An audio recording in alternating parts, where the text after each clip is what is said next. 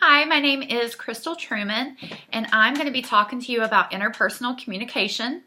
This is a project that I'm doing for Liberty University, and my course is HSCO508. So just a little bit of introduction. I'm a mother of three. I own a fitness facility, have a passion for music. I work in a counseling office, and I have a great passion for Christ. I'm very excited to be finishing up this course, and I'm in hopes by the end of this presentation that you'll have more insight into my communication styles, my influences, and what my personality blends are. Interpersonal communication is a subset of communication in general, and that's according to Stewart. You must have a speaker and you must have a receiver. So in a nutshell, interpersonal communication is the information that you give to others that you want them to see, that you want them to hear, and it's vice versa for other people that give you information. So my overarching goal is to become a better listener, a supporter, and give professional yet accurate advice always. And main point is to be a reflection of Christ. I want Christ's presence to be known in everything that I do. A little bit of background on myself is that I'm 30 years old. Again, I have children and I'm married. I come from a very loud, big family. That actually contributes to my interpersonal communication because it's learned behavior to be loud. And during communication as young, my family would always talk over one another, or at dinners, the conversation would change frequently depending on what one person says that leads to another conversation. So, to me, that's kind of been a learned behavior throughout my life. And now, after learning this course material, that's something that I personally need to change. I am a delivered drug addict. God delivered me about 11 years ago, and I've been living for Christ since. This plays a key role in my communication because, being my degree is addiction and recovery counseling, that's something that I give bias over. I feel emotion towards others because I want those chains to be broken for them, and that plays a key role in my interpersonal communication. During this course, we were asked to take an assessment at uniquelyu.com that gives a little bit more understanding about our own personal personality patterns. It's called DISC, D-I-S-C. I scored really high on the I and the S in both "this is expected of me" and "this is me." The I stands for influence and the S stands for standards. I learned that through this I am a people pleaser. I do feel that I'm submissive to others. It also said that I was inspiring and uplifting, which is amazing to me because that's what I do strive for. I strive to inspire and uplift others in my fitness facility as well as my counseling. I want people to leave feeling motivated and a sense of purpose. Whenever I am in private, I am passive. I do lack assertiveness. And in public, I do work very well in both groups and individual. And I think that just stems from, as many years as I've worked with the public eye. I do have some communication barriers. As Stewart said, self-disclosure is only appropriate when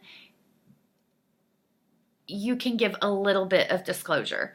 In a personal setting with friends and everything, it's okay to, have silly conversations and goof off, but self-disclosure in a professional setting should only be disclosed when it's appropriate.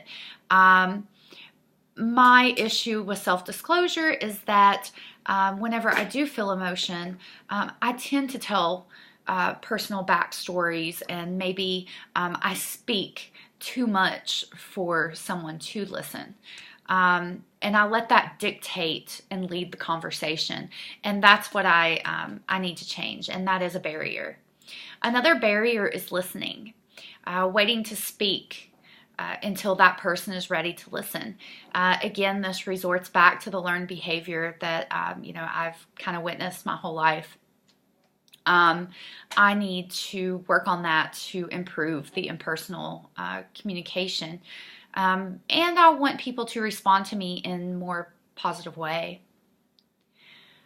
And the third one, as Petersen had talked about, taking turns seems simple.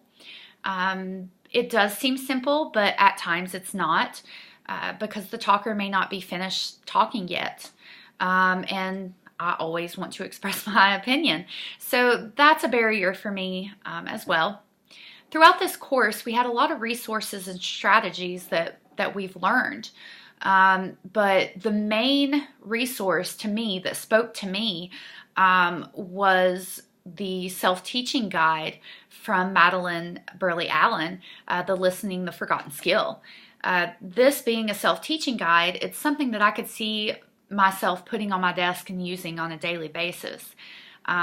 So that was very helpful in, just the different strategies as far as refocusing your attention back on to what the person's saying, or repeating what the person was saying, just to ensure them that you do understand what they're saying.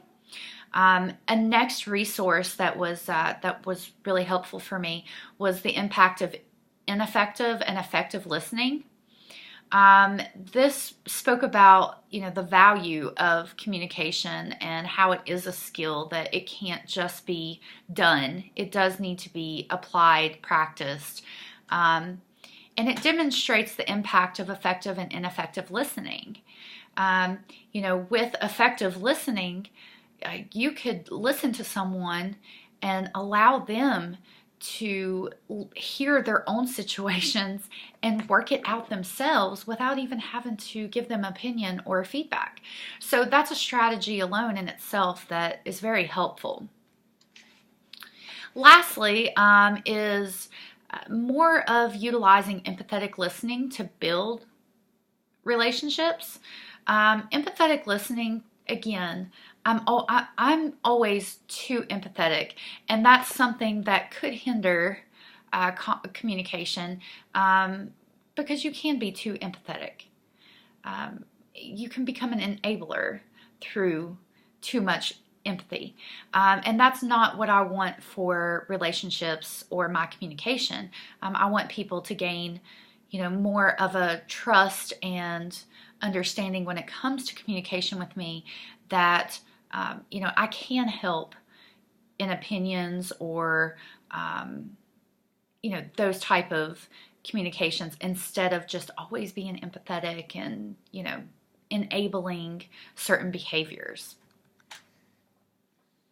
The way that I want to put this into action in order to reach my overarching goal is I'm gonna test and practice these, especially the techniques that I learned from Listening, the Forgotten Skill, because I don't think that I can just say, okay, I have this listening skill now. Like any other skill, it needs to be practiced, and I want to be able to do that through school, through my fitness facility, through my counseling office, just to be able to see what works for one person may not work for another. So I really want to test limits and just see how I do. And I do want to start focusing on more of a gesture communication in order to allow others to feel comfort in I'm listening to them. The conclusion that I have over this course, especially my own personal personality blends, is that it was a very helpful tool. Communication is something that will never grow old. Communication is something that, we as humans strive for, that we need. And I will be applying my listening skills. I will be more assertive. I also want to teach my children these techniques, because this is going to better serve them as adults through communication. And I feel like I overall have a better understanding of personality blends, as well as my own.